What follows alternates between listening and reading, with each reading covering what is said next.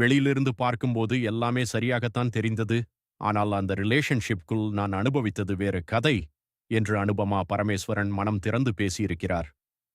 கடந்த 2 வருடங்களாக அந்த ரிலேஷன்ஷிப்பில் உடல் மற்றும் மனரீதியாக மிகவும் பாதிக்கப்பட்டதாகவும், அதை நார்சிசிஸ்டிக் அபியூஸ் என்றும் அவர் குறிப்பிட்டிருக்கிறார்.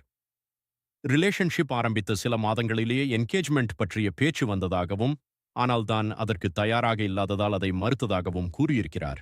மேலும் டிராகன் மிகப்பெரிய வெற்றியை பெற்றிருந்த நேரத்தில் கூட அதன் ப்ரொமோஷன்ஸ்க்கு தான் ஏன் செல்லவில்லை என்றும் கேள்வி எழுப்பிய அவர், அந்த ரிலேஷன்ஷிப் தனது கரியரை மட்டுமல்ல, வாழ்க்கையின் பல விஷயங்களையும் கண்ட்ரோல் செய்ததாக தெரிவித்துள்ளார். தன்னுடைய அனுபவத்தை அந்நியன் படத்துடன் ஒப்பிட்ட அனுபமா, ஒரு நாள் அளவுக்கு அதிகமான அன்பு, அடுத்த நாள் கொடுமையான நடத்தை, அதன் பிறகு மன்னிப்பு, கண்ணீர் என மீண்டும் மீண்டும் ஒரு சைக்கிள் நடந்ததாக கூறியிருக்கிறார். கடைசியில் நடந்த எல்லாவற்றுக்கும் நான் தான் காரணம் என்று நினைக்க ஆரம்பித்து விடுவேன் என்றும் அவர் தெரிவித்துள்ளார்.